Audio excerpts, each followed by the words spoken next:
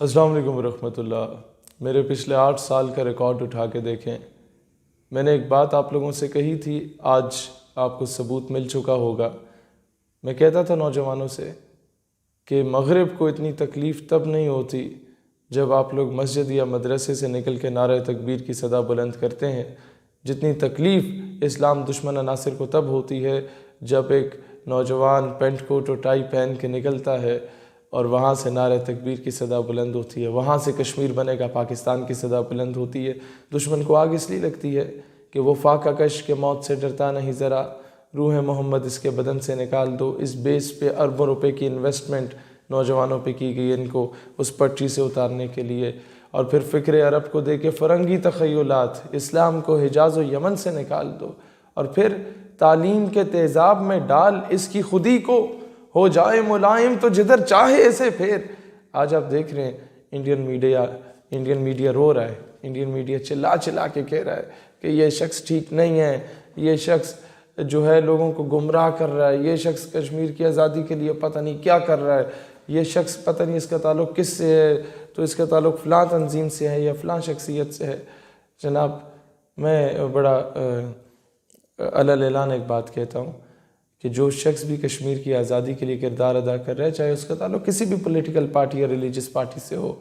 ہم لوگ ہمیشہ اس شخص کے ساتھ کھڑے ہوں گے، اور انشاءاللہ تعالی یہ کاز کسی ایک مکتب فکر کی کاز نہیں ہے، یہ کاز کسی ایک پولیٹیکل پارٹی یا کسی ایک ریلیجس پارٹی کی کاز نہیں ہے، یہ پوری امت کی کاز ہے، یہ پوری پاکستانی قوم کی کاز ہے۔ اور کشمیر کاز پہ ہمیں کبھی آپ ڈاواں ڈول نہیں پائیں گے کہ چونکہ ایسے تھا تو چونکہ ویسے تھا، لہٰذا وقت کی ضرورت ہے کہ یہ بات نہیں کرنی چاہیے تو یہ بات کرنی چاہیے۔ ہم امریکہ کے کہنے پہ کسی کو دہشت گرد یا کسی کو امن پسند نہیں کہتے، ہمیں جو دہشت گرد نظر آتے ہیں ہم اسے دہشت گرد کہتے ہیں، اور جو امن پسند نظر آتا ہے، فریڈم فائٹر نظر آتا ہے، اپنے حقوق کی جنگ لڑتا ہوا نظر آتا ہے، ہم اسے یہی کہیں گے اور اس کو اپنے سر آنکھوں پہ بٹھائیں گے۔ ہمارے ہیرو ہیں یہ سارے لوگ جو کشمیر کی آزادی کے لیے اپنا کردار ادا کر رہے ہیں، جس طریقے سے بھی کردار ادا کر رہے ہیں۔ آپ کو آگ لگتی ہے، ہمیں خوشی ہوتی ہے، آپ چلاتے ہیں، ہم خوش ہوتے ہیں۔ آپ پاکستان کے خلاف جب بات کرتے ہوئے یہ کہتے ہیں کہ یہ جو شہیر سیالوی ہے یہ گھرونی سازشیں کر رہا ہے ہمارے ملکوں کے خلاف، بڑی ہمیں خوشی ہوتی ہے۔ یہ سب بھول جاؤ کہ آپ کے ان پروپیگنڈوں سے ہم لوگ ڈر جائیں گے، ہم لوگ انشاءاللہ اس سے ہمیں اسٹرینتھ ملی ہے۔ جب سے آپ کی ویڈیوز لگی ہیں ہمارے خلاف آپ کے میڈیا پہ، ہم تو پورے پاکستان میں جشن منا رہے ہیں کہ یار ہمارے دشمن کو کم از کم آگ تو لگی۔ ہم لوگ ایویں لکے کی چڑیا نہیں مار رہے تھے باقیوں کی طرح کہ بس چونکہ یونائٹڈ نیشن نے یہ کہا تو اسے یوں حل ہونا چاہیے، اس کی قراردادوں forget about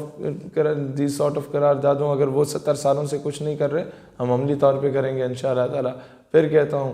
ایک کال کے انتظار پہ ہیں ہمارے یہ جو لوگ برسر اقتدار ہیں یا جو لوگ صاحب اختیار ہیں، ایک بار کہیں تو صحیح، آزما کے تو دیکھیں، پوری قوم تیار بیٹھی ہے، قوم کی مائیں بہنیں بیٹیاں کھائیاں بیلچے لے کے نکلنے کو تیار ہیں۔ قوم کا وہ چونڈا کا بندہ پھر وہ جسم سے وہ باندھ کے تمہارے ٹینکوں پہ نشاور ہونے کو، وہ یہ تاریخ جو ہے نا یہ دہرائی جا سکتی ہے۔ یہ 65 نہ بھولیے گا، آپ ناشتہ کرنے آ رہے تھے اور ہم نے آپ کو بڑا پیارا ناشتہ لاہور کے جم خانے میں کھلایا تھا۔